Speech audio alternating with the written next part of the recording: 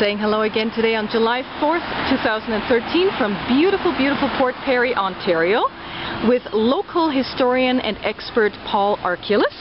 Thank you so much, Paul. It's been wonderful spending some time with you and actually learning more about this lovely little town. And we're here on this gorgeous main street. Let me show you a little bit what this main street looks like. Very unusual, nicely preserved Victorian-era architecture.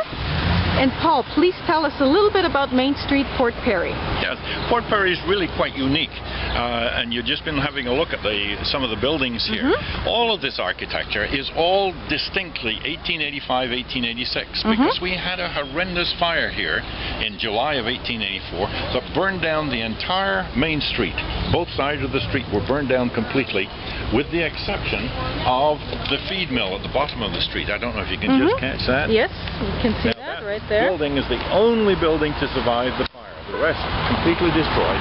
So the town was reconstructed in late 1884 and throughout 1885. So the architecture you see is typical of that era, and all the elaborate curved brick and so on. Now the front section up here with all the wrought iron and the pillars, that used to dominate the entire street.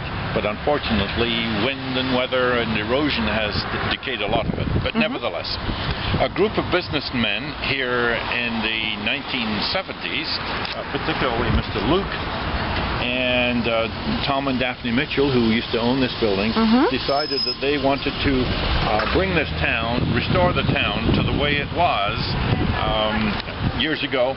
Hi. How are you? He knows everybody here. And so they started a restoration project, beginning with Luke's and then going to what was then Settlement House. And they spent a fortune in restoring the brickwork and bringing everything back to its original condition of 1885-86. So as I say, it's really unique. There's been very little intrusion in terms of the architecture, very little intrusion since that time. I also wanted to show the post office. Oh, the post office, yes.